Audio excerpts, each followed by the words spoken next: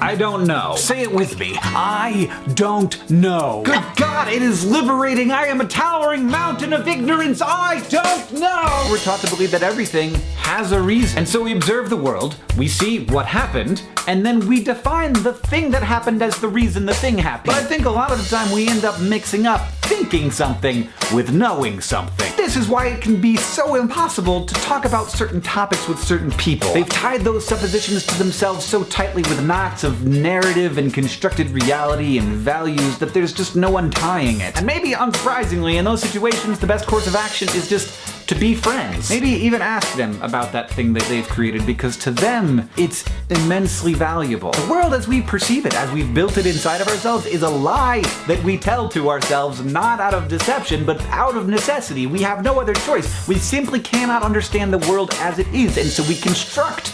But sometimes I just have to tell myself the thing that is definitely true, the truest thing I can say, which is that I don't know. Never know.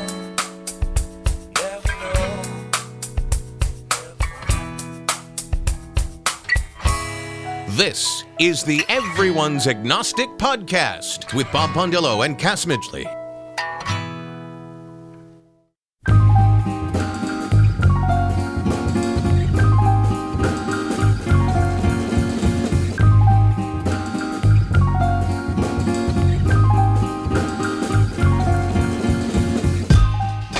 Welcome, everyone, to episode 141 of the Everyone's Agnostic Podcast. I'm Cass Midgley. Today, Bob and I interview Rebecca Murphy. Rebecca is a 46-year-old white, cisgender, heterosexual female, married for 28 years and child-free by choice. She was raised in an offshoot of Mormonism called Temple Lot. In college, she left that faith, but was swept into the International Church of Christ, which under the surface of their inspirational Sunday services was a domineering pyramid scheme with all the mind-controlling influences of a cult. Before our talk with Rebecca, I have a brief conversation with Harry Flook, a 21-year-old British photographer and documentarian visiting the States through former guest Gayle Jordan and the Recovering from Religion organization. He's here to chronicle how people find a sense of community after losing their faith and leaving the church.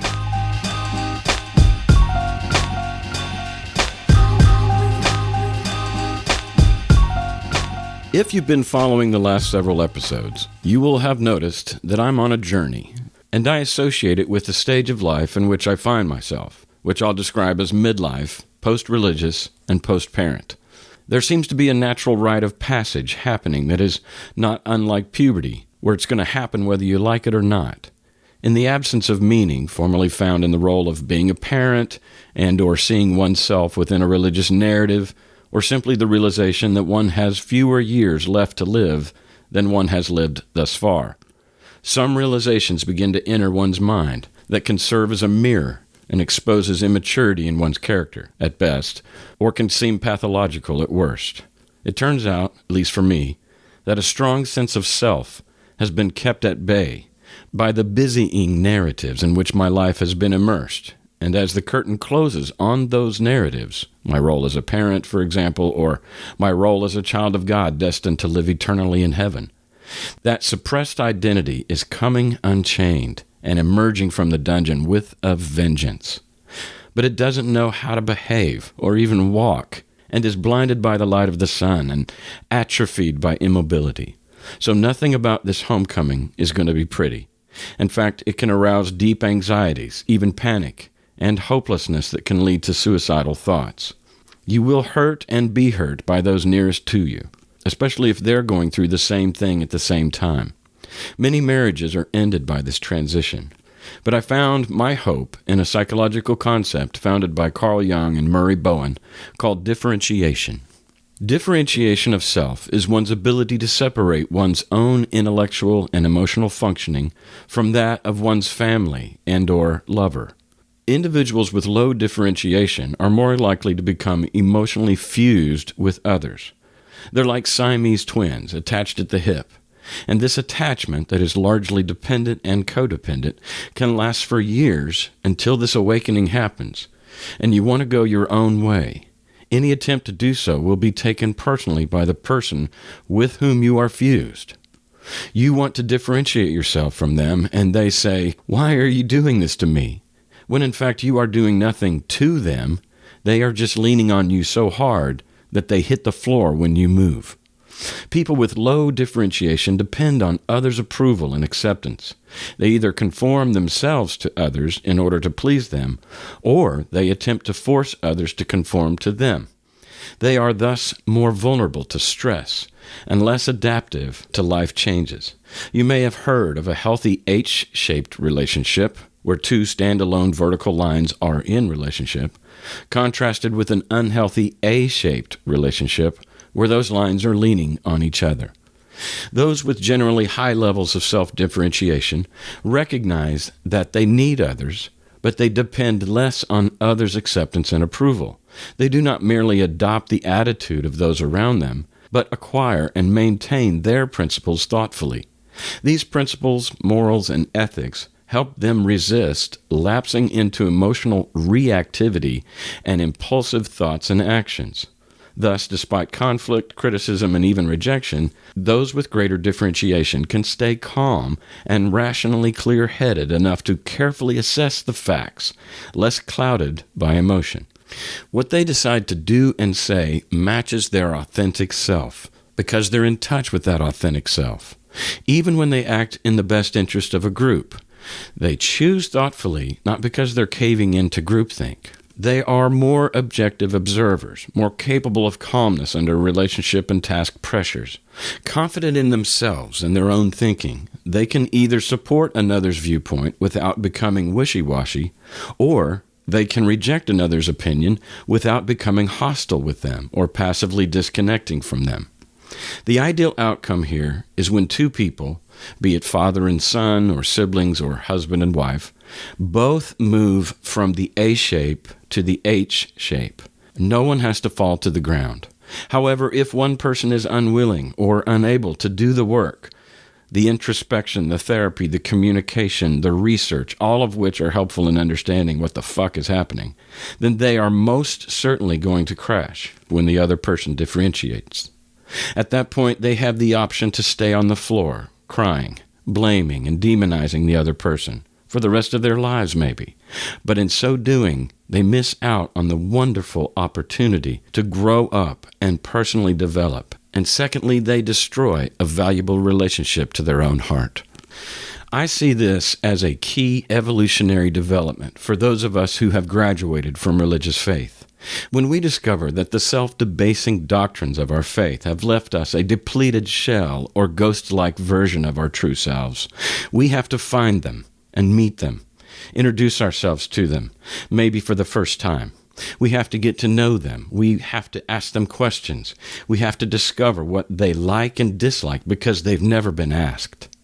This is the first step of differentiation. The second is learning how to self-soothe and control our own anxieties. Before, we look to God or others to comfort us.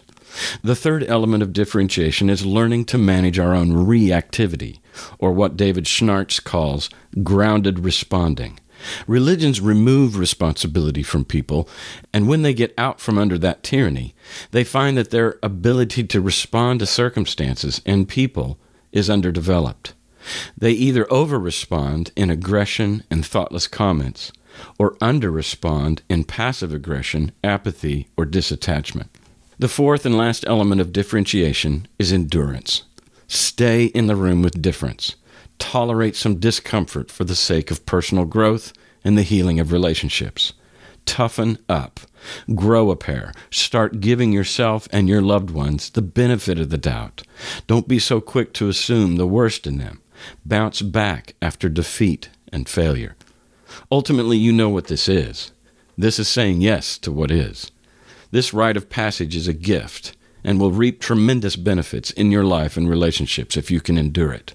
Like giving birth, if you can survive the pain of transition and the stretching, you will reap a new life. No sayers want to pretend it's not happening or that there's no work to be done here. They may be quick to throw in the towel or say there was no hope for that relationship anyway, which actually may be true. But please only make that call after exhaustive efforts on your part. Know this, there's nothing wrong with you if you're going through this.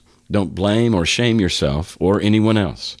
Tenderly welcome your formerly enslaved self into the 21st century, into freedom, and start looking for ways for that beautiful human being to express their self. Teach them that they can self-comfort. They can act from their core and not react from fear, and that they have what it takes to finish strong.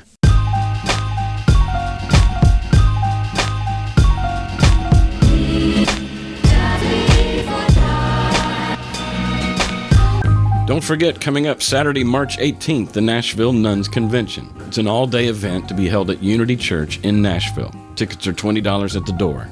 More information at nashvillenuns.com. 5 weeks later is ReasonCon in Hickory, North Carolina, the weekend of April 21st. More information is available at reasonnc.com.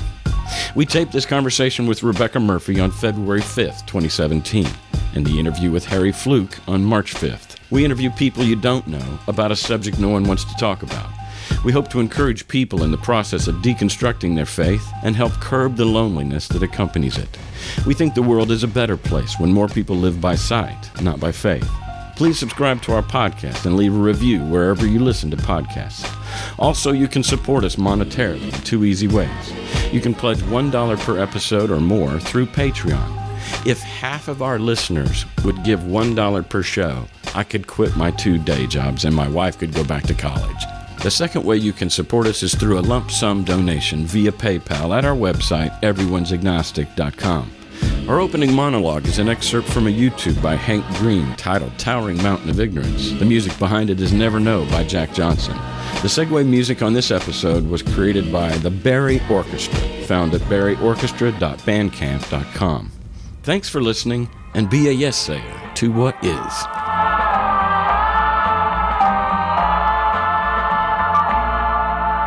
I don't know much about you. I just, Gayle told me a little bit about you, and honestly, I'm a clean slate. You can start from scratch as to like what you're doing here and where you're from and what the work you've done. Alrighty, well, I'm from Bristol in the UK. Mm-hmm. I'm a photographer, so I'm working on like a project it's kind of about people finding this sort of sense of community again after losing it, after leaving their faith. Yeah. Well, that's a big deal. That's probably the, other than the, just the narrative itself. So when you're a believer, God is in control. God has a plan for your life, So when that goes away and you're left with like the very chaos that probably drove you into religion to begin with, that's a big hole. But the second to just the God hole is the community. Because one thing that churches do best is community. That's what I'm sort of drew me into it. It's this idea that people really think that churches have monopoly on community, and they do for a lot of people. They really, it's people's entire, it's all their social is tied up in there. It's their kind of intellectual stimulation. It's everything to them. Yeah. And it's weekly, so it reinforces itself. Exactly. They've got money, they've got buildings, they've got everything that you kind of need in order to build community. And the other places are you meet people at the bar, like Cheers. Everybody wants a place where they can go and somebody knows their name. So you go, or you're in a bowling league, or you're in some kind of hobby group, and these are other ways that people connect. But the church, at least in America, and it is the main hub of community. Yeah, it's people's social interaction is where their whole community's tied up, and I think it's a terrifying thing for a lot of people to leave that. They might. I think a lot of people get to the point where they don't really believe anymore, and then they're like, "Well, what do I do? I can't leave because I'll lose all my friends, I'll lose my family." Right, and that happens, and so they are tempted to keep going through the motions and fake it, or exactly. So I've been working on this project in the UK. I've been just sort of focusing on people's experiences leaving religion more broadly.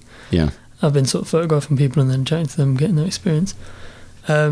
Now, is this associated with like a thesis or something like a school project, or is this just you personally? Well, it's a photography project. It's like a kind of sort of loosely social documentary kind of thing. So the idea is to sort of highlight these guys that are what these guys are doing, deep in the Bible Belt, they're the secular community. Yeah. So I'm sort of, chatting to them and photographing them, and then I'll build a project to kind of take it back, and I'll publish it in the UK so people can see it, more. Yeah. Because we're way more secular over there, and even though I was religious myself, generally, people just don't think about these things as much, and they don't really sort of. So talk about your personal religion growing up. Okay, so I was brought up in a kind of liberally religious. I was very religious, but it was a kind of evangelical, sort of Anglican, kind of happy clappy Holy Spirit kind of vibe. I came up through the church, I grew up through the church, and it was a big part of my life. But I think by the time I was 18, I'd sort of worked it out now, and I sort of my parents both moved away, and so I had come away from the church at about 16. What do you mean they moved away? So my mum moved to another city, and then my dad sort of fell away from the church, and I stayed with him. So it sort of, I left the church, and then... That was about 18? That was about 16 when I left the church, and then it took me a couple of years to really think it all through and sort of work it out personally. For me, it was a scary experience personally, but it wasn't... I didn't have that sort of loss of community because I had community elsewhere, I wasn't completely wrapped up in it. I had my schoolmates, I had all this sort of other stuff going on, so it was more of a sort of internal thing, I think. Then I sort of left at 18, but that's how I got interested in what I'm doing now, Yeah. Hearing other people's stories. Do you have any siblings? Yeah. Are you the youngest or the? No, I have an older brother, and I have a younger brother and a younger sister. So your mom and dad divorced? They did, yeah. And my mum's still. She's part of a church now where she is. Does she know you're an... How do you identify? Atheist? Or, definitely an atheist. And my mum is becoming, I think, more and more liberal, and her faith is still very important to her, but it's so much different to when I was growing up, Yeah. She's sort of a bit of a rogue Christian, I think. She doesn't like the idea of a lot of what happens in Christianity. So how did it happen that you came to the States? I just realised that there wasn't enough back home, I was getting lots of stories from people. Well, there's plenty here. Exactly. And I just thought it was such a slog to find people who kind of had these stories, and I was reaching out everywhere, and I was really struggling to get enough feedback. Yeah. And I did get sort of like 10 or so people. I just thought it makes way more sense to just go and find a community, deep in the Bible Belt. And so I got in touch with Gayle from Recovering from Religion. Okay. And she said, come on over and stay with us. How long are you here for? 3 weeks. Okay. Yeah, so her and Elliot offered me their place very kindly. Yeah. Well, you're kind of doing what I do. Like, I interview people that are deconverted. I mean, yeah, essentially, it's a very similar kind of thing. It's interviewing people, and it's just putting a face to it, and then taking it back to somewhere where it's not as heard about. They don't. We don't see it so much back home. Yeah. And so, well, you're right to dwell and to focus on the community or the lack thereof, because one of the reasons why my show appeals to so many people is that where they are alone. Exactly, yeah. And they are encouraged by hearing the stories of other people. People want to hear it. They want to hear that other people have gone through the same kind of thing. That they're not alone. Yeah. It's a big deal. And what these guys doing, Gayle and... Yeah, same thing. I mean, they're sort of building that kind of community, which is We so have important. a couple of people I met through the Clergy Project. Similar, these are all organizations that are helping people who have lost their faith. Yeah. And so what have you found? I mean, how long did you just get here this week? Yes, I've been here for a few days. Yeah.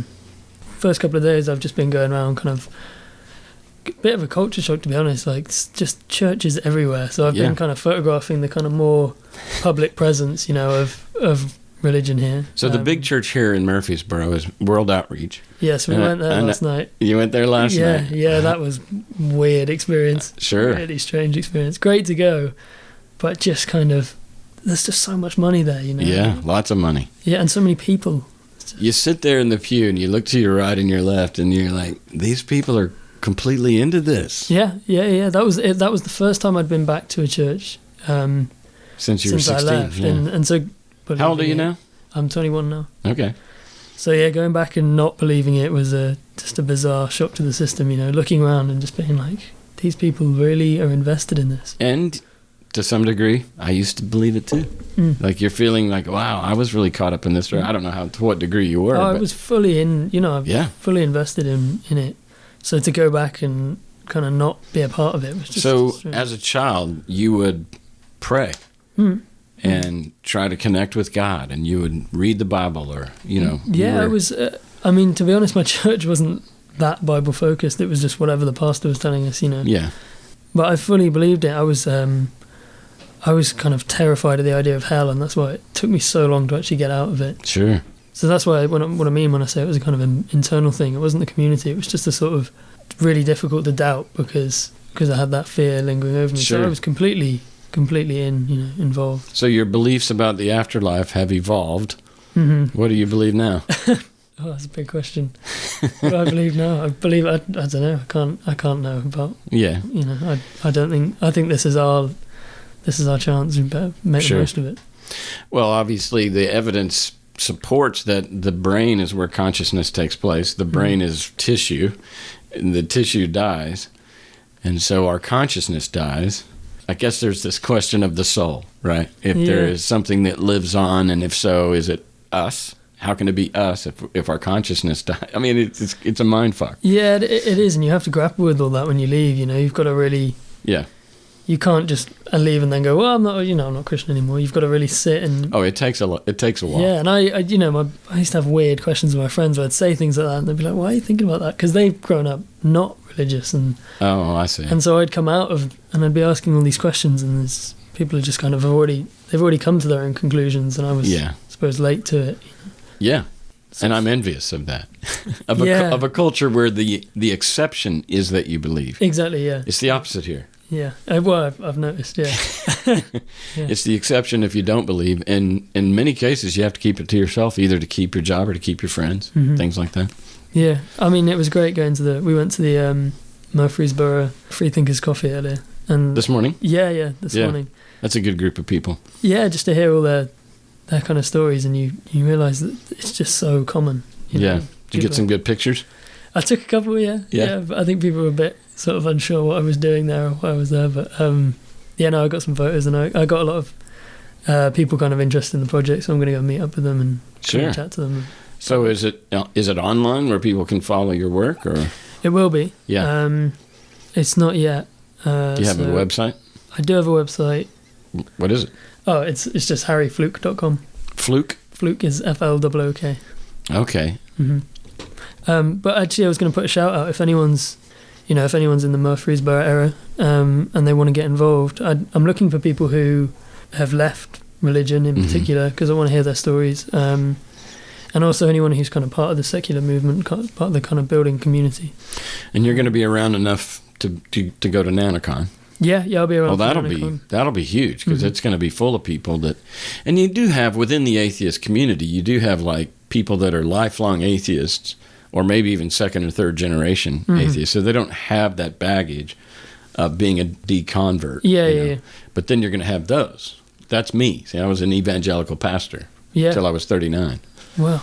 And so I was deeply invested. Yeah. And the trauma for me was career. Because I'd had my life planned out. I was going to be a pastor the rest of my life, and so it's been a real economic stress. Looking for work, but I'm assuming not trained as anything other than as a pastor. I suppose. Yeah, I mean, I had a bachelor's in business administration, finance, so I got a job in a financial office. But then when the market crashed, that job dissolved. So it's been really hard, both emotionally and circumstantially and financially. Yeah, I can imagine. I've got 4 children that were raised preachers' kids, and now Dad doesn't believe anymore. And so, it wasn't actually very traumatic for them. They were like, we never believed anyway. Really? But these millennials, which you're one of them, right? Yeah, well, I suppose that's what I've come through. There seems to be a pretty healthy skepticism in the emerging generations. I think that's what the most positive thing we can take from it is. And even... we were at this church. What did you say it was called? The World Outreach. World Outreach, yeah. I mean, part of the pastor's talk was he was saying we're losing members, you know. He was clearly saying we're not doing something right, because over his lifetime, I don't know how old he was, you know, people are falling away from the church, and so they're acknowledging it. So it's well, it's true. More and more young people have access to the internet. So now. just looking around the room there last night, demographically, what would you say the average age was? Oh, I don't know. It was. Would you see a lot of people your age? Not many young people. Right. There was one of the only sort of teen boys I saw was sat in the row in front of us, and he just looked miserable. He just didn't want to be there. You could really tell. And, but yeah, there's not that many teenagers there anymore. I think. Well, in your research, one of the things that I've discovered is that for some people there was a thing that happened that they witnessed that began them thinking and changing their way of thinking. And maybe even the most primary one with our guest is the way that the church has addressed the LGBT community. And so people that have gay and lesbian friends... Yeah, it's a huge problem, because the culture's moving to a point where everyone's accepting of that, and then suddenly the church is there going, no, this is still wrong, and they're digging in their heels, and a lot of people are saying, that's not my people. I don't want to be a part of the community that is on the wrong side of history. Yeah, I mean, I interviewed an ex-pastor. He was a pastor for 20 years. He was celibate for 20 years, and it was because he was gay. And eventually, after 20 years of going through being part of the church, being kind of suppressing the fact he was gay, he just exploded, and he had to come out. And he that was what finally he tried to open up to the church, and he tried to say, look, maybe we can read this in a new way. Maybe we can. And they just, like you said, they just dug their heels. They doubled down. I think that's it. Like, there's things happen, and then once one question is started, then you start looking a bit deeper, and you go further and further and further, and it all just kind of falls away. Did you have any experience with reading? Rob Bell wrote a book called Love or something, Love Wins. Yeah. And it's kind of a deconstruction of hell. Brian McLaren wrote a series of books that were LGBT affirming, or at least. So I was reading those books as a Christian and just resonating with them. Yeah, I was just starting to read the Bible. Yeah. And that was enough to sort of put me off, really. I was chatting to my friend one day, and he was like, well, have you read this in the Bible? And he sort of pointed to some homophobic passages, and I was like, not really. And then I started to read it, and that was enough I read that, and then, just as many people did, I looked online and I found kind of debates. I think YouTube has been amazing for kind of deconverting people. Good point. As far as all these things that were catalytic, the internet is huge. Yeah, changes everything. And it just means that's why kids are leaving, because they've got access to this stuff all of the time. Yeah. You can only switch off for so long, I think. You're familiar with Christopher Hitchens? Yeah. Man, Hitch changed my life. Yeah, you watch those videos, and you just feel cheated and stupid, and it's that I felt stupid, and I'm the kind of person that always is looking for answers, and always kind of not happy with something until it makes sense. And so to listen to something where Hitchens just pulls apart your religion, you're just like, what an idiot. Yeah, and it didn't hurt with that British accent. Do you think that helps? I think it does. Yeah. To us Americans, it makes you sound smart. There's something, I don't know what it is, but there's something very attractive about the British accent. Oh, good. Well, I hope I've got that. But, on top of that, I don't know anybody who had a better vocabulary than Christopher Hitchens. No, he was just... God damn. Yeah. Just a wordsmith. Just the most articulate. On the fly. Yeah. Just could articulate in Q&A, not just his prepared lecture, but on the fly. He was so smart. He would kind of humiliate people who are religious, and you sat there thinking, I can't keep siding with this guy who's religious, because it's just clearly not the correct way. So the timing of his book, God Is Not Great, came out, was in the bookstores, and I was with a friend, and I was still kind of in limbo. Oh, okay. When it came out. And I saw it there, and it was so fresh for me, and I was still 1 foot in. Yeah. That for him to title the book, God Is Not Great, How Religion Poisons Everything. I was scared of it. I was scared to read it. Yeah. First time I saw it. I think you build up that kind of fear, don't you? Anything that's sort of... Yeah. Well, you're at that point, you're talking about my best friend. God's my buddy. And you're saying God is not great. I think he's great. Yeah. How dare you? You know, that was still there. But it's a good enough title because it makes you want to read it, you know? Well, yeah, or run from it. But a couple of years later, I had changed enough to where I read it. Actually, I got it on audio. And I believe that he reads it. Okay. Which is even better. When the author reads their own book, it's awesome. And oh my gosh, changed everything. Yeah, I would credit him with being probably the most influential atheist in my journey. I think so many people would, and I think obviously they get a lot of stick, but they've changed people's lives. You know, it's you know, maybe we'd still be kind of stuck in it if it weren't for these new ideas that were coming out. Yeah. Well, Harry Flook. Yep. Thanks for coming on. Yeah, thanks for having me.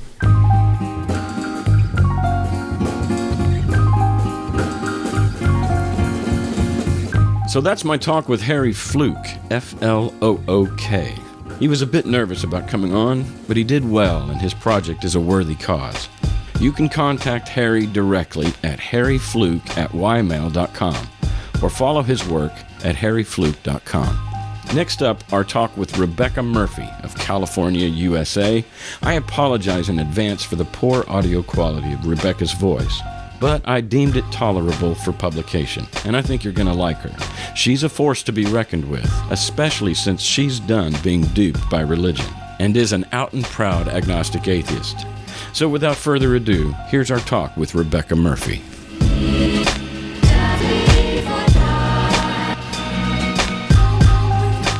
Yeah, so you heard the show and you contacted me, and you've got quite a story. We've had a couple of Mormons on, I think, before, but I had not heard of Temple Lot. Yeah, this is a new one on us, Temple Lot. And it's some kind of Mormon subculture or something? Subculture of a subculture. At some point, various groups splintered off, and they rejected, like, a lot of his later teachings, such as the book Pearl of Great Price and Doctrine and Covenants. So they don't use those. They just use the Book of Mormon and the King James Bible, I believe. Mm-hmm. Oh.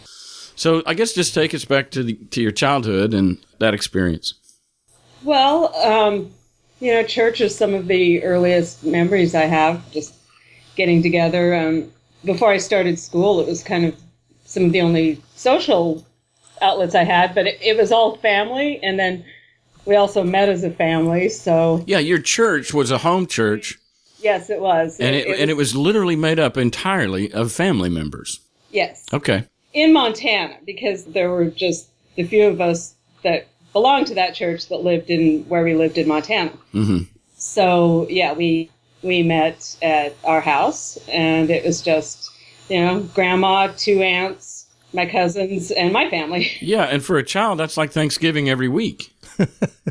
Well, yeah, in a way, but, with a long sermon in the middle of that. Yeah. And your dad was the preacher? Yes, he was. Mm-hmm. He wasn't ordained until I was 9 years old, but he could preach before that, but he couldn't do things like perform weddings or even hand out like the communion, which this church actually only did maybe every 4 or 5 times a year. Mm-hmm.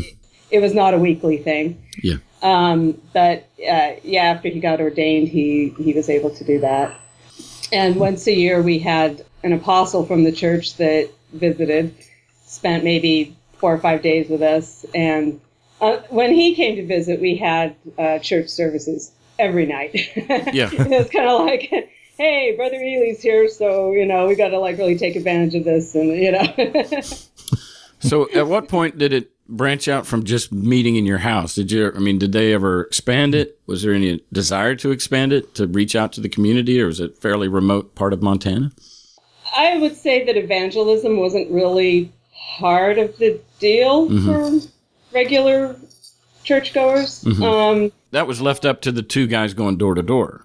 Well, it's very different from Mormonism. Okay. And I don't really want to get into a huge thing about the difference between the Temple Lot versus the Mormons. Yeah, I don't either. But pretty much anything about the Mormon church, just kind of forget about, and just kind of like, all we really had in common with them is we believe in the Book of Mormon. Yeah. So. Gotcha. And so you actually don't identify, you didn't call yourself Mormons. Oh, no. No. Okay. Yeah. Okay. Well, Wow. that makes sense now. Yeah. Yeah, but didn't we read that Moroni, though, came forward and told him about the temple lot or something? I have not actually read the Book of Mormon, so, I got a copy of it when I was 8 years old, but... Yeah, well, that's what most people have copies of Bibles and stuff and never read them. Yes. Yeah. The name, the temple lot, Mm-hmm. and it's not just members of this church that believe it, but they actually believe that this piece of ground that the temple lot owns in Independence, Missouri, was literally where the Garden of Eden was. Yeah. Yes, I heard that. Yes. in Missouri. Well, and In Missouri, yes. Yes, and I've been there many times, and once a year we would go to Missouri for the conference, so as many members that could get there would, gather, and we'd have like a good week of church business, services, communal, dining, and fasting before the, sort of the big kickoff, I guess you could say. Right. Yeah. And you were just a little girl then, though, right? Yeah, the last time we went to that, I think I was 9 years old. Okay. So, yeah. how many siblings you have? I have 2. Are they still believers to this day, or? Well, none of my immediate families. I think a couple of, maybe my aunt is still a member of the church, but pretty much all of my immediate family are no longer temple lot. And my sister is a Christian. I don't know what. Vain. Yeah, exactly. I'd say something a little, something along the lines of like Joyce Meyer or Osteen, that kind of very happy and yeah. Okay. My mom's still Christian, and I guess you could say non-denominational type. Yeah, right. What about your dad? My dad passed away a few years ago. I'm sorry. But I don't think he ever did not believe. He's, always still a Christian. When my parents ended up leaving the temple lot, they kind of visited churches and sometimes attended for, maybe a specific one for a few months or even a year. Yeah. And then something would come up and they would be like, well, we really, really disagree with what they're saying about this. And so then they'd stop going to that one. And yeah, we recently had a guest on that said you put any 2 Christians in a room that you think are like really like-minded, and he said within 20 questions I'll have them ready to kill each other. Wow. Because you drill down and you figure out that no 2 Christians believe the same thing. Yeah, and that's why sects are created, really. Yeah, that's these tiny little things. Splinter off, Splinter them off, yeah, exactly. So from your bio, your parents did eventually grow suspicious of Joseph Smith and then left Temple Lot. And like you just said, they jumped around. And then you yourself, when you went off to college, I guess you want to just jump to there, or? Yeah. Yeah, sure. Temple Lot until I was about 19. Okay. Yeah. All right. And then that's when I found out that my folks had been studying Joseph Smith and had determined that he wrote the Book of Mormon himself, and that he was also a fraud and the whole well, like a con man. He was a con man. Yeah. Well, a lot of people think so. Oh. And boy, he escaped with his life barely a couple of times too because of that. In certain upstate New York areas and stuff. So anyway, but so now you're in college. What college did you go to? I was going to Maricosta College in Oceanside, California. And nice. it's a very, very nice, beautiful outdoor campus, very unlike any school I'd ever gone to, Yeah. All the schools I'd ever gone to are entirely indoors because, I grew up in Montana. Sure. But now all of a sudden everything is outside, and it was very beautiful. Wow. What did you study when you were there? I ended up majoring in psychology. At this time, I think I was still a freshman, and so I was just kind of taking those general, first level classes. And Sure. Finding a path, I guess. Okay. So now we're in college. Yes, we're in college, and I haven't been going to church for a couple of years. And some guy on campus sees me. He's on one sidewalk, I'm on another. He looks at me. He smiles. He comes walking across the lawn, and I'm kind of like, oh boy. And he invites me to a Bible study. Well, I was surprised. Yeah, I was kind of like, oh, okay. Yeah. So, I kind of asked a couple of questions. And, it's like the next day, just on the lawn, there's, going to be about 7 or 8 other kids and get to know Jesus Get more. right with Jesus, exactly. Oh, yeah, sure. or stay right, or, whatever. And I thought, well, yeah, I could do that. Sounds like a good idea, I, even though I wasn't temple lawed anymore, I still believed in Jesus. I still considered myself a Christian. I had kind of thought about, finding a church or, maybe, I don't know, visiting a couple where I lived. Yeah. Just hadn't. So I go to the Bible study, and they invited me to the service in San Diego on Sunday, and I said, sure, can I bring my husband? And they're like, sure. Kind of like, okay. So we met up with some people and carpooled down there, and on the Sunday services with this group, they would meet in different ways. Sometimes they would meet in very small groups, but this Sunday they happened to, the whole San Diego County region was getting together for this. So we were like in a sort of a convention center, and I have a hard time estimating, but there's, probably like 1,000 people there. Yeah, right. And it was like this joyous, happy, very, very upbeat thing. Up with people. Sure. Yeah. I get it. Yeah. Yeah, very much so. Let me just take a step back. Sure. So you were 19 and married? When did you get married? I was 18 when I got married. Wow. Yeah. Was he a temple lotter? No, he wasn't. He was raised Catholic. Oh. He kind of sort of stopped being Catholic in order to get married to me, because there's some Mormon things and some Catholic things that are kind of head buddy, and yeah. So basically, he's kind of like, well, I won't be Catholic anymore. And I was kind of like, okay, sounds good. Yeah. Where did you guys meet? High school. We were sophomores in high school. Wow. We started dating. So yes, we've been together for a very long time. And then you followed him, or he followed you to the college? Well, he joined the Marine Corps. Ah. So after we graduated high school, about 2 months later, he went to boot camp. And when he came home from boot camp, 2 days later, we got married. And we moved to 29 Palms, California for a year. And then he was deployed to Okinawa for a year. And I actually went over there for a few months while he was there.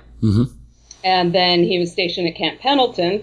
So we moved to Oceanside. About a week after we got to Camp Pendleton, he was sent over to Saudi Arabia because this was during the first Gulf War.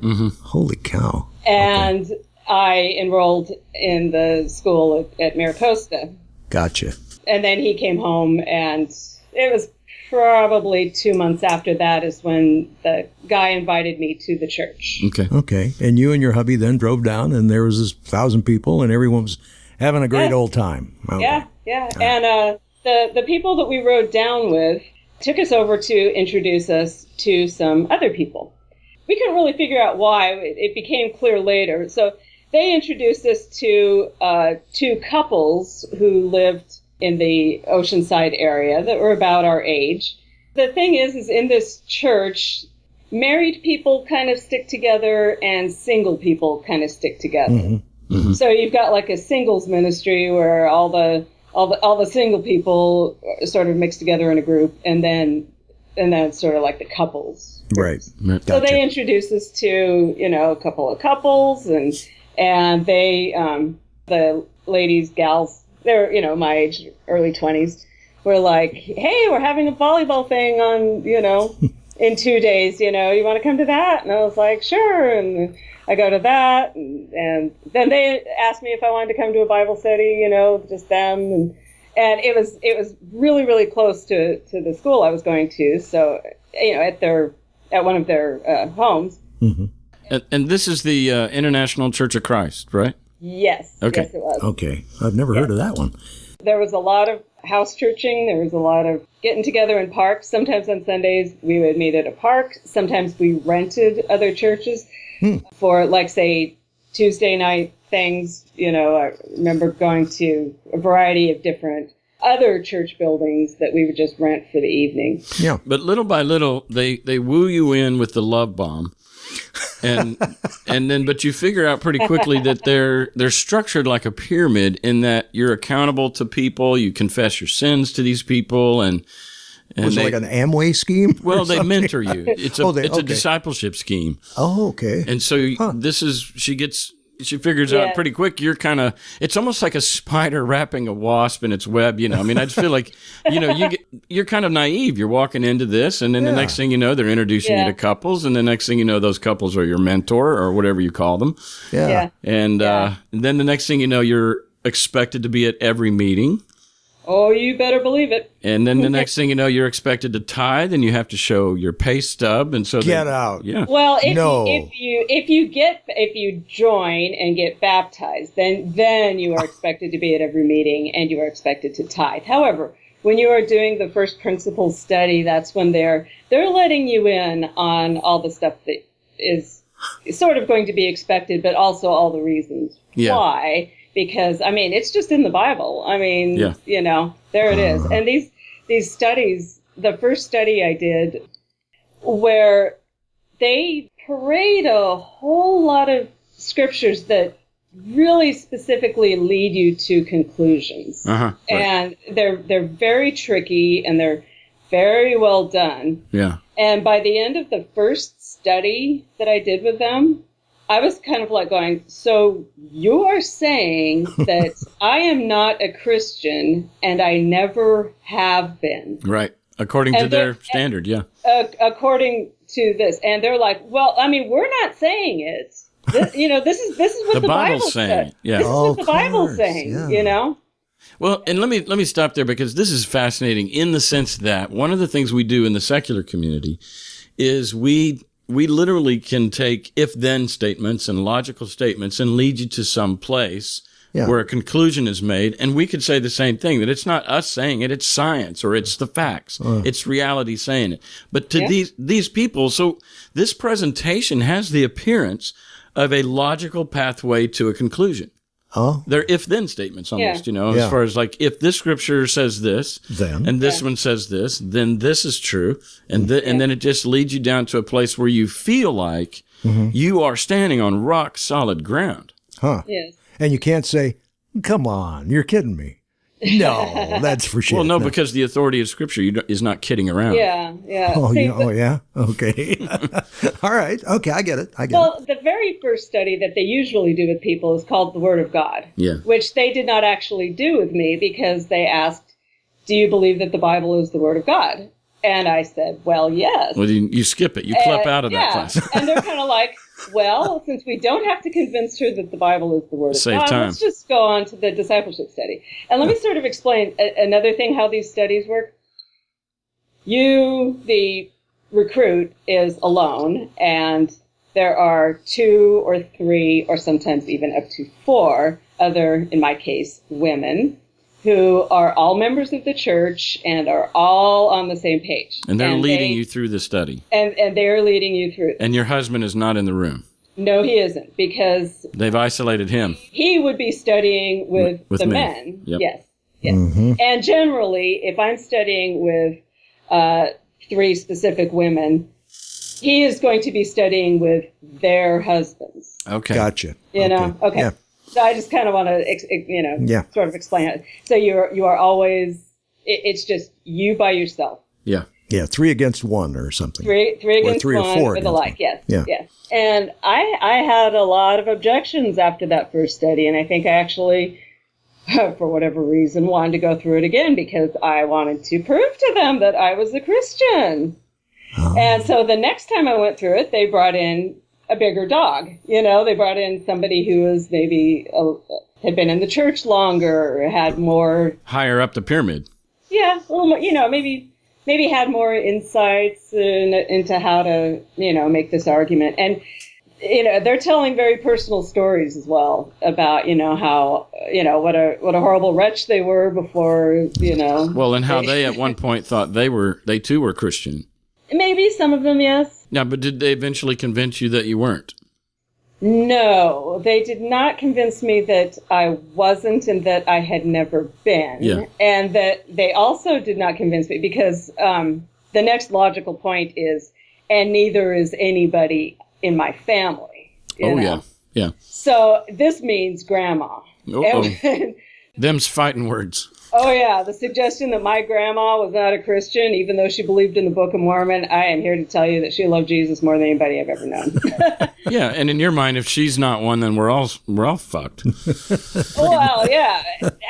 No, actually, in my mind, that was not a possibility at all. Right. Sure. However, what they did convince me of was that I wasn't doing a good enough job. Mm-hmm.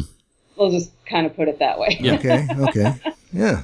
I want to say that it took 6 weeks, maybe 2 months almost, of going through these studies with them. And this is how often, how frequent are these studies? In a week's time, how many meetings? It's kind of as often as you will agree to get together and do it. But at the same time, we would sometimes go to Sunday groups. Yeah. We went to a wedding. I mean, you're just meeting all of these really nice people, and you want to be friends with them, and you want them to be friends with you, and you want them to like you. It feels good. The community, the networking of it was exciting. Now, you're a college student, though, at the same time, so you have a busy life. Yeah. And I was, that first semester, I was taking like 20 units, so I was pretty busy. Yeah, that's a lot of work.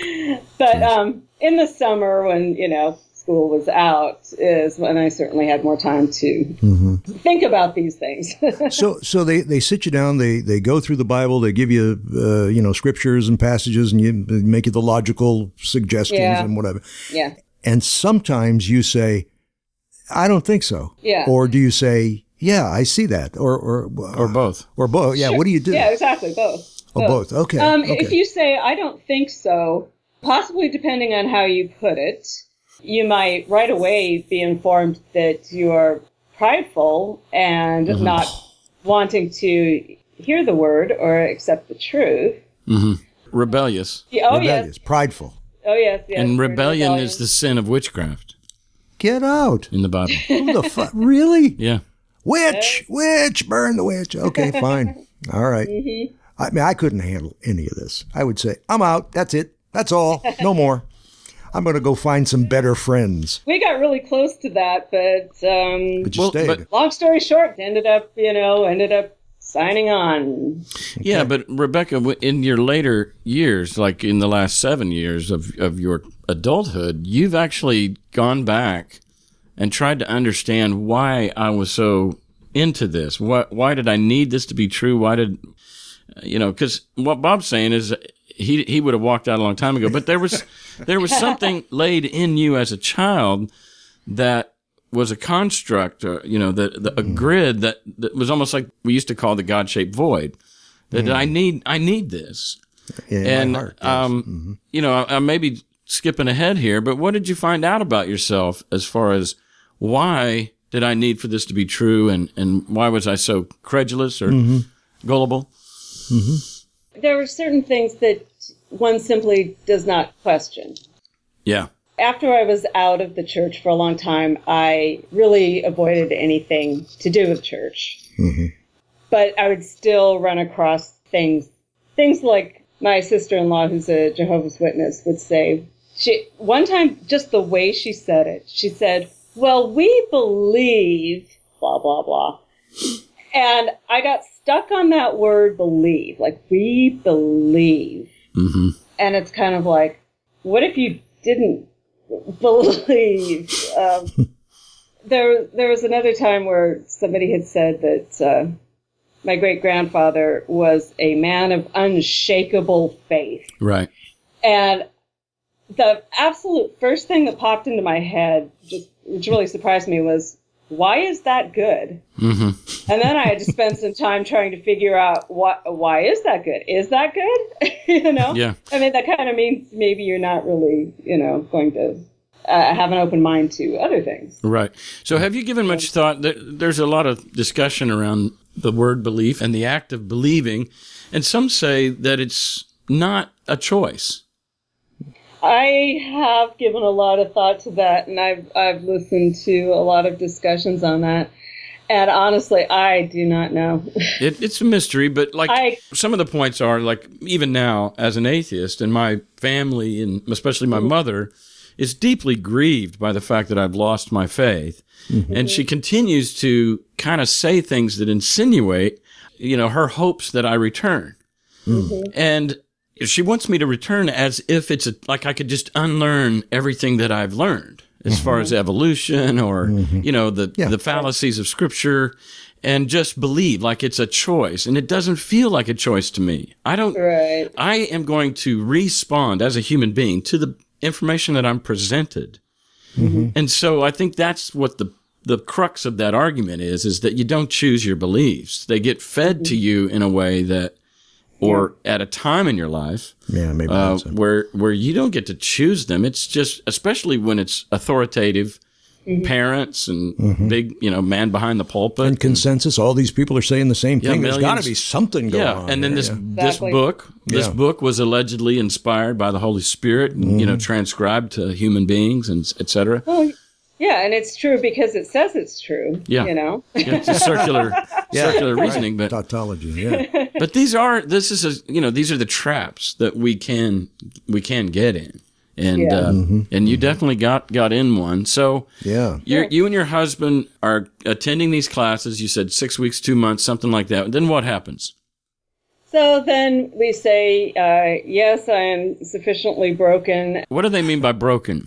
Well, you have to really come to a point where you realize what a horrible, horrible sinner you are, and how desperately you need to be saved, and that you're going to, join the kingdom and be baptized and start getting right with the Lord, and you're going to be discipled and all this stuff. And these mentors are measuring that the whole time they're working with you. They're checking to see, is she broken enough? Does she truly embrace her wretchedness and her need for a savior? Do you see how sick this is? I do. I mean, this is just insanity. I was trying to intellectually argue with them, and I could not win because I did not know the Bible that well. Yeah. And so everything that they showed me was kind of like, well, yep. There it is. Yeah, you got me there. You got me there, You and your husband join or apply to join. Yeah, well, my husband joined first, and I think about a week, 2 weeks later, I did. I went with the peer pressure. I gave in. So I think the reason I joined was to get everybody off my back. Mm-hmm. Well, you're right. Peer pressure. There's a lot of pressure. Well, I thought, okay, if I actually do this, the focus is going to come off me. They're going to move on to recruiting other people. And I'll just, attend church and, smile and nod and go along with it. And that'll be okay. Because I still like the people. And, a lot of the services were fun and inspiring and whatnot. Mm-hmm. And I thought, well, I can live with that. I don't have to buy in 100% to everything. But you did want out from under their microscope. I did want out from under their microscope. And what I did not understand was that you will never be out from under the microscope because you're going to have this discipling relationship in which somebody one step higher than you is going to be, your assigned, your best friend, whether it's assigned or you sort of become best friends organically. Mm-hmm. And I was assigned disciplers at various points. Yeah. And that they are going to be in a lot of contact with you to see how you're doing. And of course, it's just because they love you, and I kind of believe that a lot of them really felt that way. It's like, are you struggling with this, and how are your quiet times? Yeah. And this points to something, because this sounds so schematic and so structured, because they keep you hooked up to a disciple because they know that you start having doubts and you stop coming to church, then you're going to fall away. And so it sounds like that there's this mastermind that has put this all together, and all these people are peons that work for him, and it's not. But it's not true. It's actually, it's propelled by this fear of death, or the fear of, whatever, this need to be rite with God, this need for an afterlife or whatever. Everybody's keeping this alive, and there is no malice. Mm-hmm. So, these, like you said, they said they loved me, and you kind of believed them, and that's okay, because they were. Given what they believed, given the construct that they saw the world through, yeah, they're loving you. Mm-hmm. Yeah. And they're loving themselves by doing this. I would say so. And they're loving God by doing this. Yeah. Yeah. Okay. So there's no malice, and there's no man behind the screen as far as, there's no mastermind that's holding this cult together. Mm-hmm. It's held together by individuals' need for the truth, if you will. What would you say, Rebecca? To a point, okay. Except that the mastermind had a name. Who's that? Kip McKean. Okay. Oh, no. KIP. So he's the founder of the movement or something? He was the founder of the movement back in 1979. Oh, that's fairly new. Yeah. Yeah, and he, along with a few other folks, kind of set up the structure and then began spreading. He is actually no longer in this church because he got kicked out of his own movement. So even the supreme leader can be kicked out of this group. Yeah. So in a way, you are right. There is no mastermind, except there was a mastermind. Yeah. Yeah, but even he probably, I don't know how malicious intent he had. Nobody will ever know, but It's true. Everybody's kind of doing their best. They come up with something that they think is the truth in their pursuit of truth, in their pursuit of God, in their pursuit of righteousness. Mm-hmm. And they come up with stuff, and the next thing you know, it's got legs. Yeah. Yeah. Yeah. And then they're looking at your paycheck to see how much you're going to tithe. Yes.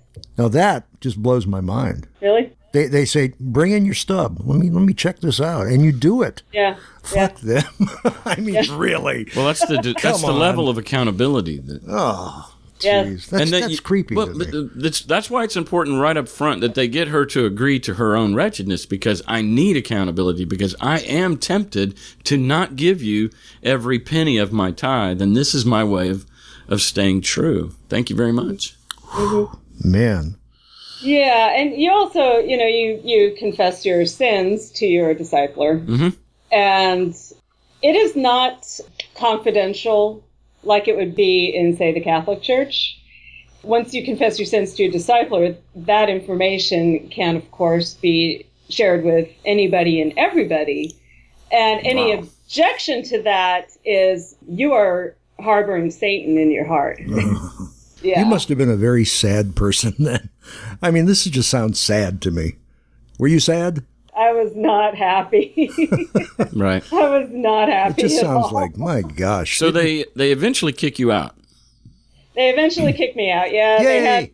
They called it a revival, but it was basically the Los Angeles honchos came down to San Diego and gave everybody an ass kicking, and basically they took the entire church off the membership, and then you had to go through talks to be added back onto it. And I didn't make the cut. They kicked me out. That's purifying the troops or something. They're worried that we've got a bunch of lukewarm people down here, and we've got to really tighten the reins. Exactly. And also, for the people who they keep are suddenly terrified that they could have been let go, or they might not have made the cut. And so now they're all going to step up their efforts. And the biggest effort that the church wanted you to do was bring in more people, of course. Yeah. Sharing your faith, evangelizing, was something you were supposed to do, like you get up in the morning and breathe, Who's getting rich off this? Because they don't own any buildings, and yet everybody's tithing. A lot of people wanted to know that. That really is a pyramid scheme. That's prideful. Watch yourself. Well, by That's wanting right. to know. You know what? You're supposed to submit to your leaders. So if your leaders, just tell you that you don't have a need to know, you need to submit to that. Yeah. Bro, you just got to... Dude. Did they kick your husband out at the same time? No, they didn't. They kept him, and he stayed in for possibly 2 more years. Wow. That put tension on your marriage? It did put tension on our marriage. I imagine. Yeah. He left when they actually assigned him a singles group to be in. Wow. What? Yeah. They started treating him like he was single because she's an apostate. Geez. Yeah, they started treating him like he was single, and for him, that was absolutely the last straw. All right. Yeah. As a good Marine, Semper Fi. Yep. All right. Is he career military, or was it just a term? Okay. He did his 5 years, and He's out. and then got out. What do you and he do for a living? We own a mobile wine bottling company. Wow. Cool. Yeah. So Mobile wine, like your truck? we're factoring a truck.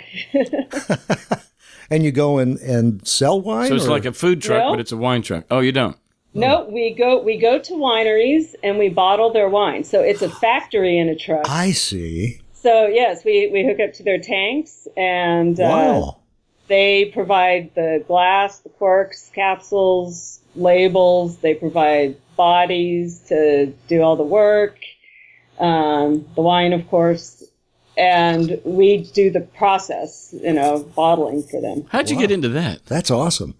My husband has been, ever since he got out of the Marine Corps, has worked for automation companies. So he's built automation machines for the past since like 93. Robots? 93. Yeah. Well, kind of. Yeah. Yeah. Cool. You know that show How It's Made, when you see things being assembled, stuff like that. Yeah. Wow. So he was working for a company that built a lot of sort of beverage machines. So you'd have like a filling machine and a labeling machine and whatnot. I started getting the idea, if we actually owned the company that did this service, that could be quite lucrative. We could make some money here. And gee, we're in the middle of wine country, and Yeah. maybe what if there was a truck that had a bottling line in it that went to the wineries? Yeah. Dun, dun, dun. Yeah, there you are. And you came There up you with that are. idea. See there, synthesize. Very good. He did come up with the idea, and then started doing some research and discovered there was a whole business up in Napa and Sonoma and all Yeah. over the place, really. And anyway, we found a mobile bottling truck that was for sale, and we went and bottled with them and saw how it worked, and bought the truck from the guy and brought it to Temecula and set Cool. up shop. Yeah. Awesome. So I need to get back to your story. yeah. It was a good walk, though. I like that. Yeah, that little detour. Yeah. So from your mid-20s, 22 to 32, you avoided anything having to do with religion and spirituality. Were you afraid that you'd get Yes. caught back up in it? No, I think I was just actually really, really traumatized by the situation that I had been in. Sounds Yeah. like it. I mean, anybody wanting to even bring up religion would sort of like, I did not want to hear about it. Like my heart would start racing. I mean, I did not have like panic attacks, but Right. But just talk to I the had hand. Right. anxiety, Sure. I felt, fight or flight, and actually the flight part of fight or flight. And, sort of the thought of going to church would make me sick.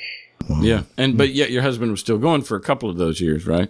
He did go for a couple of those years, and occasionally I went with him. When they kicked me out, they told me I was not to have contact with anybody from the church except for my husband. Now, I mean, these people make themselves, they are your entire social group, because nobody else is saved, because everybody else is on the out group. Right. It is just them. They are your entire friend base, I guess you could say. So you lost all your friends.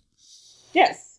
Shit. But then after, say, 5 or 6 months, because this is San Diego and everybody's so casual, the ones who really liked me were, I'd start to sort of get together with them, from time to time. But that was no. They relaxed on the, we will have nothing to do with you standard. It wasn't as bad as, say, the Jehovah's Witnesses disfellowshipping or... But then at age 32, you got into neo-paganism or... Yeah. That was fun. I like that.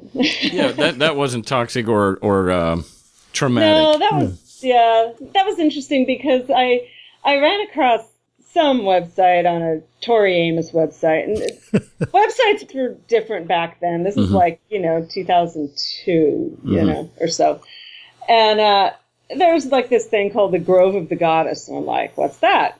Anyway, the lady who had the website was like a witch, and she was into goddess worship. And I'm kind of like, what's that? And I started to get really curious about it because I've got relatives who joined the Jehovah's Witnesses, and they give up, Christmas and birthdays because of like this pagan thing. And the question, well, what's so bad about paganism, kind of popped into my head. And I thought, I'm going to find out. Well, let's read a little bit about this. And I started reading about it, and I'm like, I really like this. I like the idea of God being maybe a goddess, maybe female, maybe something other than, mean old bearded white man. The sky's gonna, smite you, Yeah, it would make more sense if God was a goddess anyway, I think. Yeah. More creation. But there's that God-shaped void calling out. Yeah, she searches for meaning. She wants meaning in her life. Yeah. Exactly, I get you. I like reading about the, like the different holidays. It's kind of like, those sound like fun, but I never practiced anything. I got a whole bunch of books, and I read a whole bunch of books. Mm-hmm. But a lot of them talk about magic, and I was just like, yeah, no. Right. I mean, I really wanted to believe in magic when I was a little kid. When I bought a book on magic when I was like in second grade, and I was all excited that I was going to learn how to do it. And when I got it, it was just a bunch of tricks that they didn't fool anybody. And I was like, dang, magic isn't even real. This sucks. One of the many first disappointments of childhood. Yeah. Yeah, I apologize to all the pagans, but I never did. Couldn't get into it. Magic. I read this thing in one of the books where you're like creating a sacred space. Like, say you're going to do a ritual, and the first thing you want to do is create a sacred space, which would be like a circle on the ground and then like a dome over you, Okay. But you like create this dome, and I'm kind of like, okay, I'm figurative, imaginative, this kind of. And then he says, reach out and touch it. Touch the edges of it. Do you feel it? Or something like that. And I'm like, what? Yeah. I mean, I can understand but I mean, I kind of like, does he mean this literally? I get you. Oh boy, what a story. What a story. Gee, you're just too smart for these people. That's what I think. Thanks. I think I'm going to, I have the potential to be getting smarter soon because I just got a new book yesterday. So. Well, what is it? There's going to be more smart. It is called Critical Thinking, Science, and Pseudoscience by Dr. Caleb Lack. Ah. Lack? Yeah, I've never heard of it. Is it L-U-C-K or L-A-C-K? L-A-C-K. Lack. Lack. Oh, okay. That's what you're reading right now? Yeah. That is what I'm going to start reading tomorrow. I just got it in my hot little fist last night. Well, I know that in your bio you talked about how once you immersed yourself, or at least educated yourself on the natural world, and evolution and science, and it made more sense. Mm-hmm. Yeah. At some point, I kind of really started to notice the world around me as just being what it was. And all the supernatural things were kind of like, I didn't see any of that. I've never had a supernatural experience. Yeah, it's really a product of wishful thinking at the end of the day, don't you think? I think so. Yeah. Yeah. I mean, I don't want to, say anything against people who... Oh, don't worry about that. Yeah, they're not listening. Yeah, they're not here. No, but I get you. I don't have that supernatural bone in me either. I for some reason, I mean, I think there's a place for it, like in the movies and on television and stuff and storytelling. I think it's great to use that as a metaphor, but to believe in the, I don't know, unicorns or something. Yeah. No, I don't think so. You were a Harry Potter fan for a while, right? Oh, yes, still am.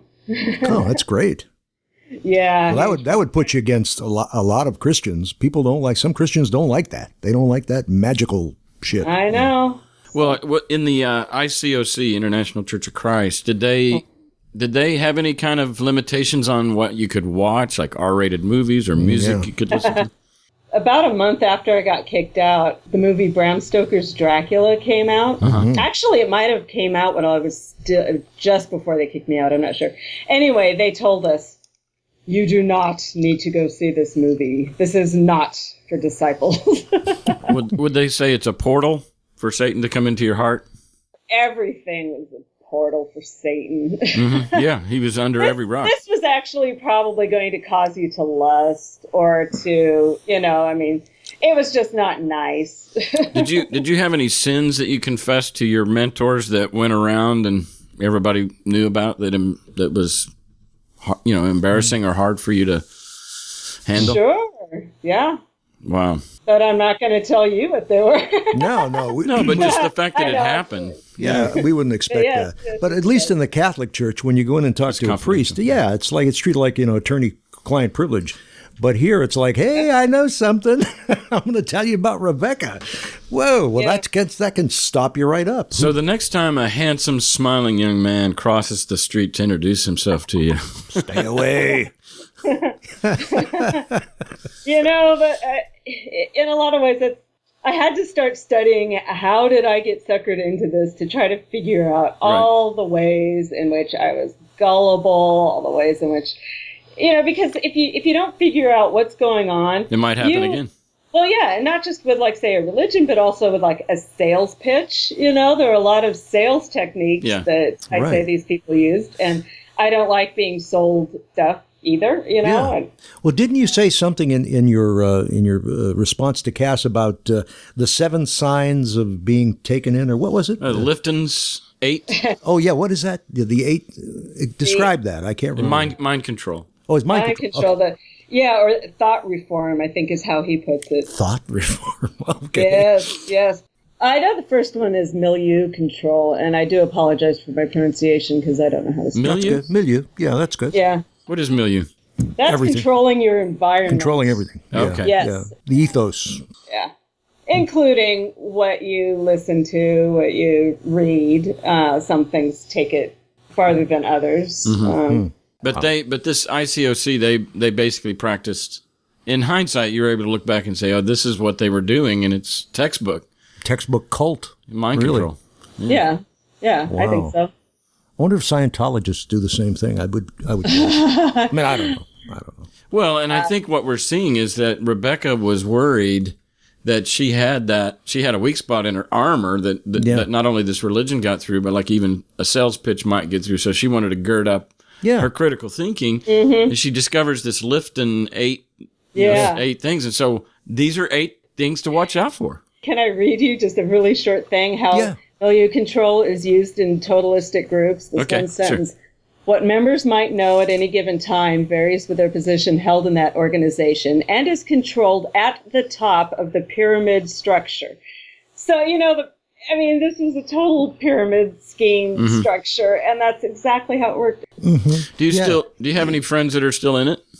No, I don't. However, I am still friends with a lot of the ladies that were in it with me and who even studied with me, but they are no longer in that church. Okay. Are they atheists, or they just jumped into something else? Or? No.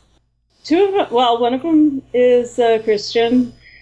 And other than that, I don't know. We actually don't really talk about religion. Yeah. And we're just friends on Facebook, so, Yeah, I get you. So do you know, I know labels are kind of complicated and sometimes offensive, but do you identify with any particular label on the religious or non-religious spectrum? You an atheist or an agnostic or?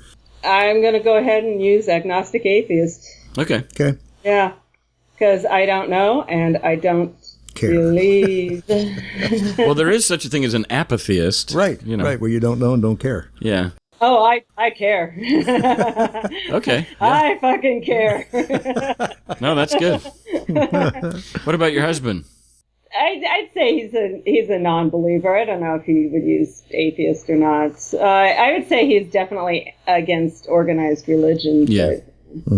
Well, you don't go to church, and you're traveling a lot, I guess, with your business. Well, a lot of it's local, so. Oh, okay. Yeah, but still, you got to drive the truck there, you know. Well, but I thought maybe they were bouncing around the whole like state. all over the state? No. We've limited our range so that we can be home most of the time. That's good. Do you have kids? No. No kids? Okay. Nope. Cool. Well, that's cool. We have a cat and 2 snakes. Two snakes? What kind of snakes? Yeah, ball pythons. Yeah, how big are they? About 4.5 feet long. Yeah, those are big. Do you get them at the pet store when they were just, 6 inches? No. Dan, my husband worked with a guy who, he had gotten them as a breeding pair, but then he determined that they were both male, and so he decided he didn't really want to just have snakes. So he had them for like maybe 3 years, and he asked Dan heard about it, and he said, well, my wife has always wanted snakes, so, we'll go ahead and take him. Yeah. So we got him from this guy. I think they were maybe 4 or 5 years old at the time. And that was 20 years ago. Wow. So, and as it turns out, actually, they are not both male because we have caught them in the act. And then one time I came home and there were eggs in the terrarium. No, you caught the snakes in the act. Yes, That's funny. How the hell do you know? How do you know when snakes are populating? I don't. You can tell. Oh, you can tell. Yes. So did you keep the eggs, or what happened? Unfortunately, the eggs deflated because they were not set up for snake husbandry, and I mean, there's probably something specific you need to do. And So you're the kind of girl, I should say, that likes to get the snake out and let it wrap around their arm and stuff. Yes. Yeah. Yes, I am that kind of girl. Cool. Well, I have daughters that are like that. We had a pet snake, and we've had a ball python, and we've had a what they call a corn snake. Really? Cool. I thought those are poisonous. Nah. Yeah, but you don't do any of the yelling and singing and rolling on the floor with the snakes. Or anything. I guess not. Well, I could. You could. And call it your religion. That's right. Sometimes, I'm a really big fan of Tori Amos, and in that video God, where she's singing, and there's a scene where she's pretending to be like a snake handling, like chick. She's holding a ball python. That's funny. Wow. And they are utterly harmless. Yeah. Well, you could.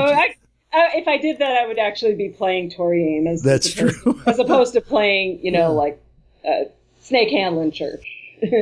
What do you do? What do you and your husband do for fun? We drink a lot of wine because we're in the wine bottling business, so we get a lot of wine. I bet. So what's your favorite kind of wine as far as the grape You goes? like reds? You like whites? Red. I love reds. Yeah, me too. I like Petite Syrah, Zinfandel, and Cabernet Sauvignon, Syrah. Yeah. Occasionally I like whites. So I like the dry, bold reds, but when it comes to whites, I like sort of sweet, light, and fruity, like Muscat. Oh, yeah. Sure, like my wife. Riesling, maybe. I don't like the sort of tart whites. Yeah, I get so you. Much. Yeah, you know what? It's funny you mentioned Zinfandel because a lot of people think Zins are pink, but they're actually delicious and they're red. Good ones. Yes. Well, white Zinfandel is pink. Yeah. Yeah. So that's rosé. White Zin, white Merlot. Yeah. Do you go to movies? You go see movies, or you like TV shows or something? What do you guys do for fun? I love movies and I love TV shows. Probably in the past couple of years, because of the internet, we've switched more to like watching at home. So, the home theater is awesome because you don't have other people like chewing and talking. Yeah. And you can pause it to go to the bathroom. Sure. You can drink wine while you're watching a movie like an adult. Right. Yeah. We take our wine into the theater. Yeah. I'm not saying I've never done that. Yeah. So what's a recent movie that you enjoyed? I liked Rogue One. That Okay. was fun. That's probably the last one I've been to. Yeah. How about I tell you the last TV series that I really liked? That's fine. Yeah, right. Because I just finished it. It was called The Fall, and it's on Netflix. And it stars Gillian Anderson, and it's sort of like a serial killer, bunch of cops, character-based story in Belfast. Oh, So wait, you get- I've seen this. You What get was it North called? Ireland. The Fall. That's right. Yes, Yeah. we've seen it. Great. Yeah, I she's thought very that sexy, too. show was really well done. Yeah. I really enjoyed that one. Excellent. Yeah, and I love Netflix. You can get into a series, and if you don't get into it, boom, it's out of there. And Next. Yeah. on to something new. Yeah, very cool. So if there was ever a movie made on your life, who would play you? Kate Blanchett. Wow. Oh, that's who I would choose to play me. Yeah. Although I took the quiz on, one of those, e-name quizzes, and it said that Kate Winslet was going to play me. Oh. And I'm like, that's Yeah, that's fine. Sure. Either way. yes. Yeah, Yes. but Kate Blanchett, she's great too. Yes, I would love for her to play me. Yeah, excellent. Well, Rebecca, thanks for sharing your story. If I'm ever out there, we can have some wine together or something. Yeah. Sounds good. You know what? Anybody who comes to my house gets wine. Yeah. Ooh, okay. All right. Actually, people come here to do like a job. If they have to do some work, we send them home with wine. So yeah. Yeah. And when I met Seth Andrews at a couple of speeches, I brought him wine. So Oh, that's nice. so that he'll remember me. So if you ever come out on like a speaking engagement or Yeah. something, Yeah. Well, and that sounds good. I come to see the show, I'll bring you wine. Yeah. Oh, baby. All right. You're talking. All right. Good to All right, talk to Beck. you. Take it easy. Have a good day. All right. All right. Thank Thanks. you. Bye. Bye-bye.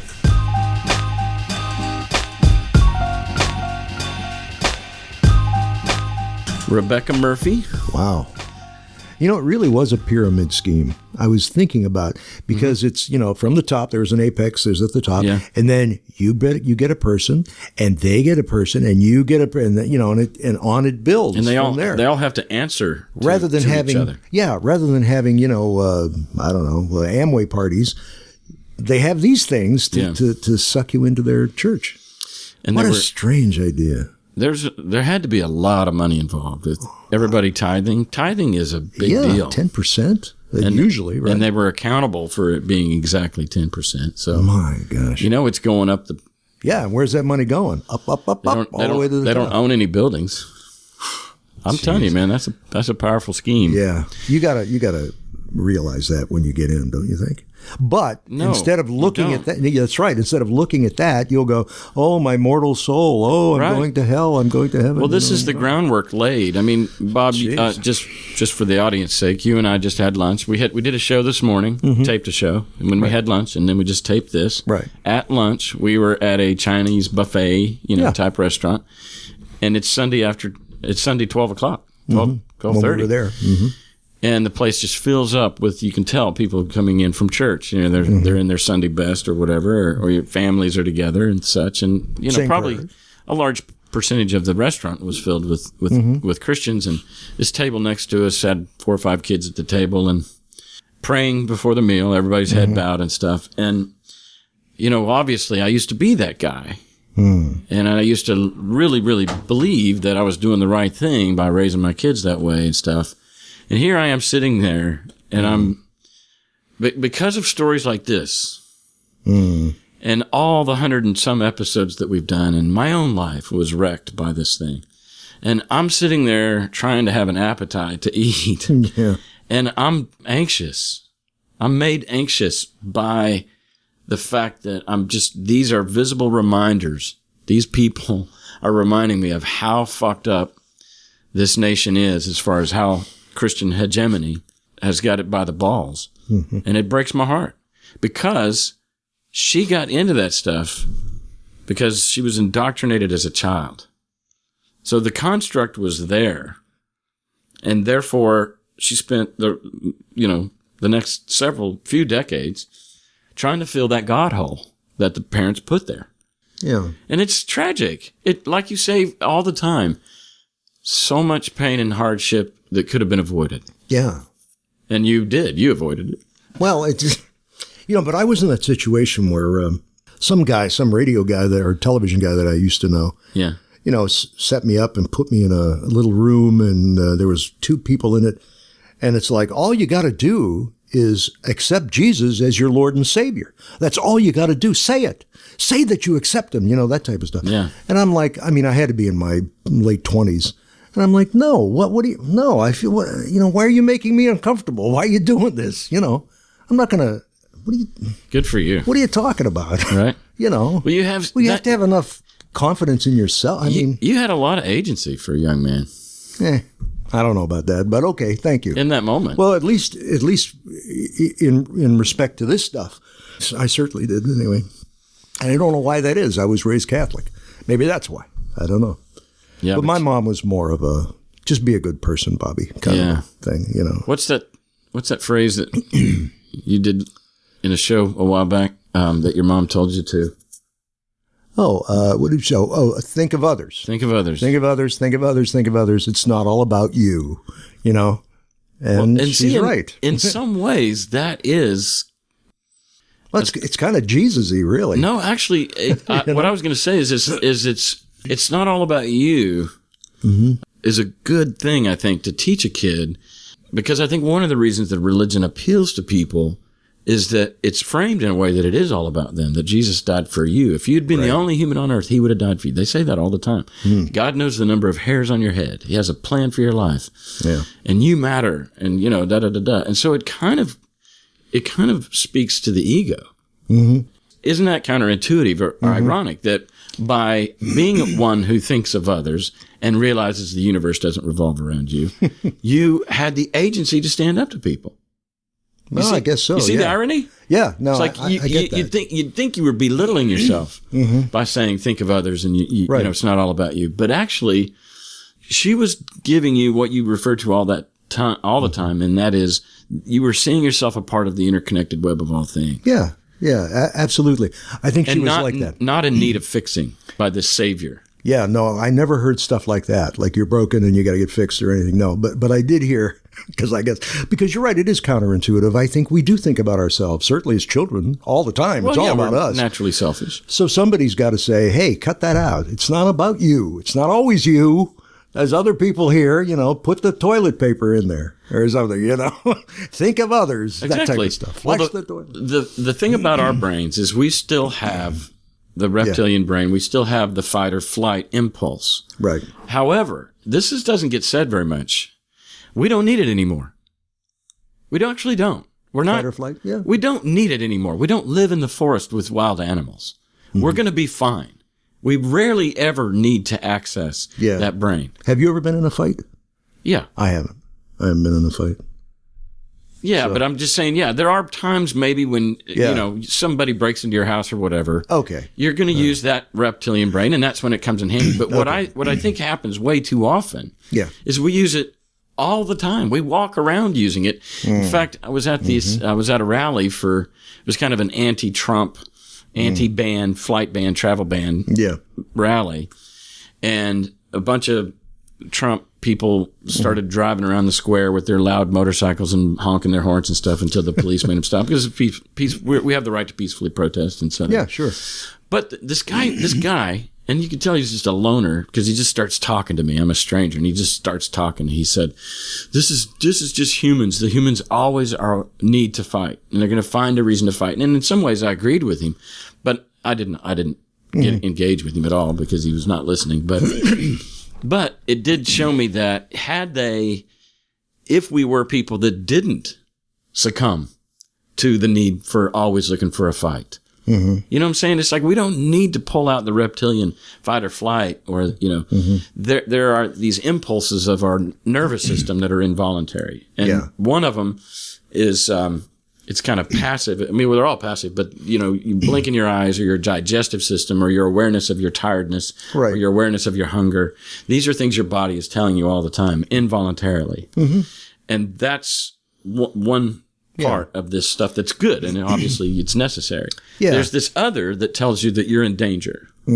And I'm just saying, in a nutshell, and to wrap this up, that most people, that voice that's telling them they're in danger is a jabbermouth. And needs to shut the fuck up, because you're not.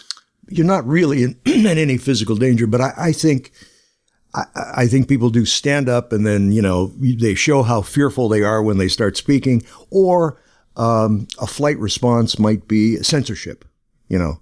Like, oh, you can't say that because because the country will crumble if you show me that picture or say those words or something. But I'm saying that it's the root of racism. It's like that person is unnecessary, but the other. You're othering everybody you come into contact with. Just about, until you find out that, oh, they're a Southern Baptist like you, or they're an American like you, or at least a white American, or whatever. But if you can hold that, because that reptilian brain is there, you know, and it's going to come up. But you got to rein it in. Yeah, exactly. You got to recognize it if you're going to be a good person. Yeah, I think so. You know how you do it? think of others. Have a good day. I'll see you next week. Bye-bye. Take it easy.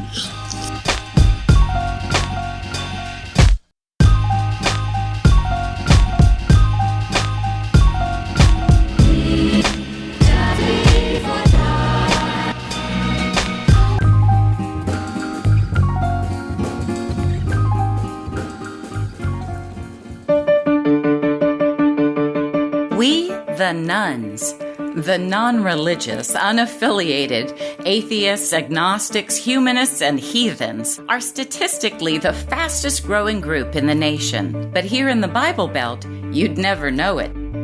Are you fine without faith? Are you good without a God?